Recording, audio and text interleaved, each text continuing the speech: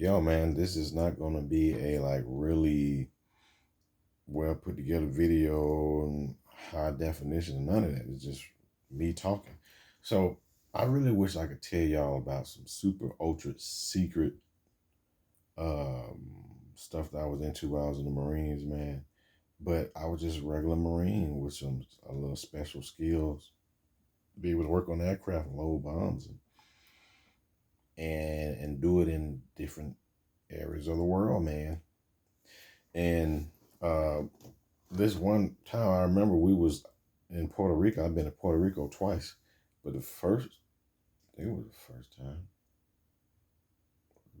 second, second time I went to Puerto Rico.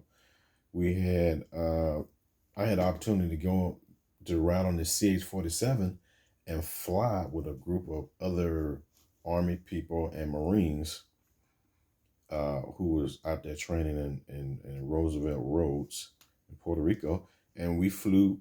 They ferried us out to this island called Vieques Island, and in Vieques Island, man, it's just used as a bombing range. But the craziest thing about it was when we came in there, I'm thinking because I've been to CAX before, I've seen one or two aircraft come in and bomb and way out in the desert, right? So they flew us out in the CH-53 Sea Stallion, Marine Sea Stallion, and we got on this ridge and we watched airplanes come in, and then they dropped like a walleye.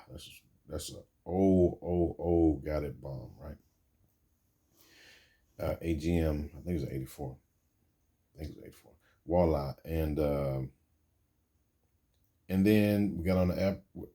They dropped, and two bombs fell, and that was it. And then we got back on the helicopter and flew back to the main side of the base. Was in CAX, 29 Palms. This is definitely different. I'm thinking it was gonna be like that. We were just out there just waiting, just waiting for just watch some airplanes bomb up, bomb whatever.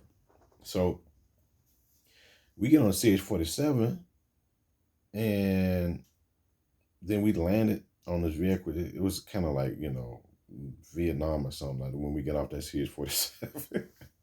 And we just took off, went to this building. It was a building in the middle of nowhere on top of this hill.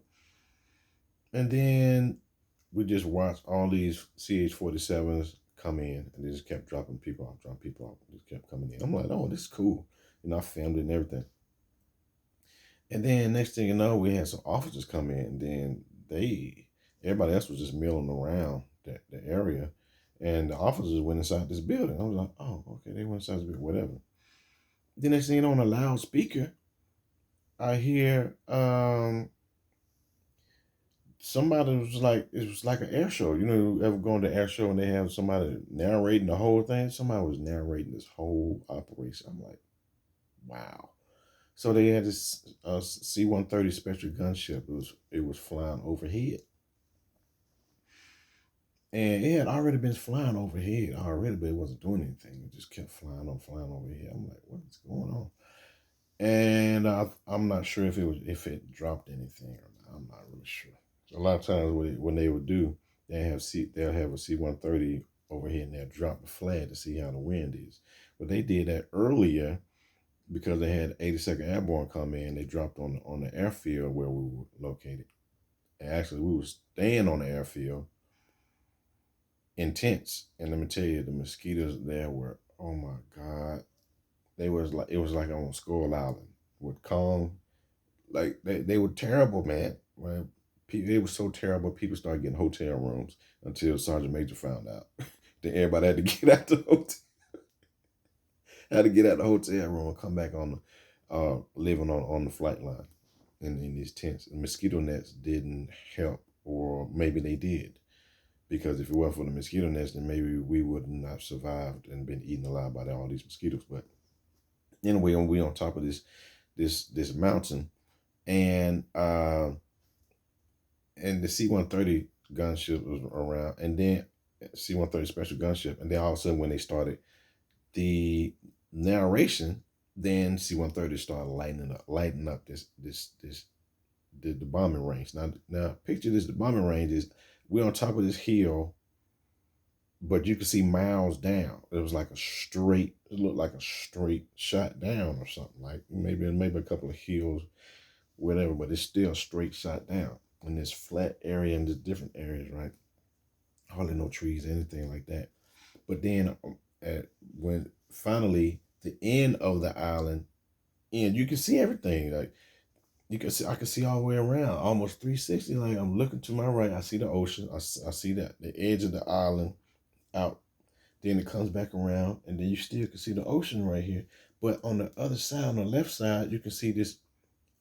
On the other side of the inlet, or ocean, or whatever, you see it's another landmass, and it goes up. But it's like Brazil. You ever seen Brazil where these people they live on like on a cliffside, seems like, and they all living on these shacks. That's exactly what it was. But the Puerto Ricans was living on it, man. I mean, right on the other side of this bombing range, man.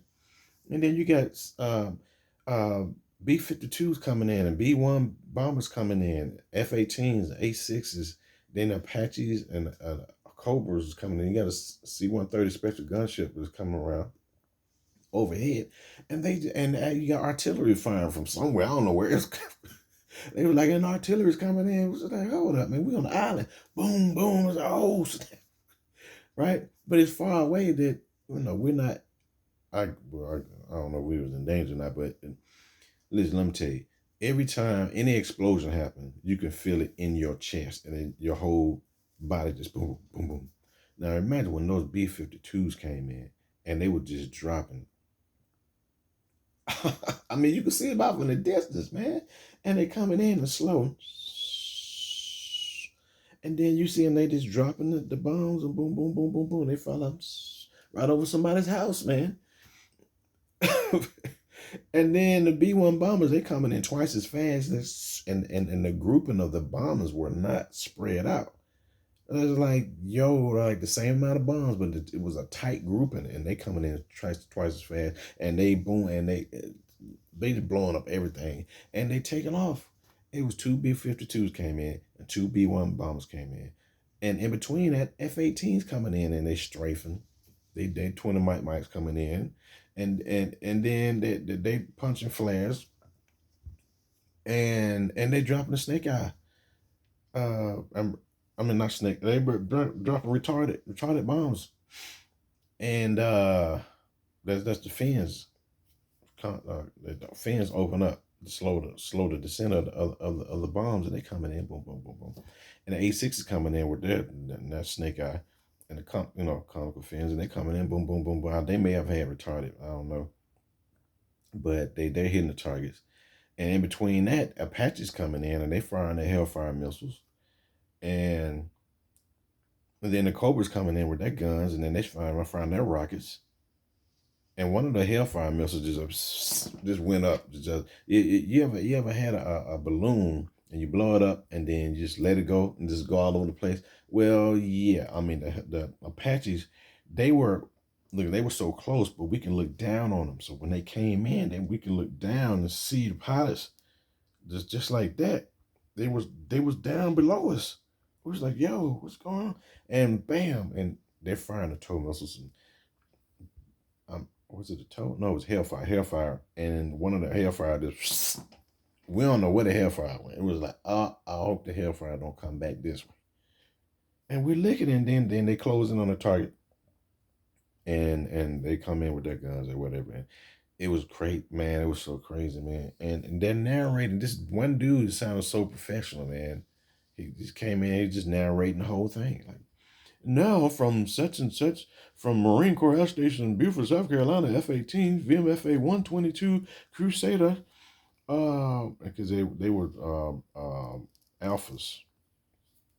We had alphas at the time, single seaters, and he just talking about the people from the artillery unit who's firing C-130, every squadron he's naming. And I'm like, this is crazy. I never had no narration. I'm like, I never knew people did this. I never knew this went on. I see air shows, but ain't never military out there, man. this is just crazy, man. But I'm enjoying everything, man. I got my big old camera with the VHS on it, just like wow. This was like in 1993 or something like that. 93 or 4. Might have even been no, probably 93. 93 or 94. And then when it was done, whether the first people that leave were the officers, they came out this building, everybody else outside, they came out the building, and then they got on the first CH-47 Chinooks. They took off, and I think I may have seen some Hueys come in. I think I may have seen one or two Hueys come in, but that definitely was officers. I mean, ain't nobody else. We ain't getting on no freaking Hueys. Anyway, we get on the CH-47s, and it was about maybe a 15-minute flight or something like that. I'm not sure. And yeah, we was flying over the ocean the whole time, and then we flew right back to Roosevelt Roads and dropped us off. That was one of my greatest memories, man. It was awesome.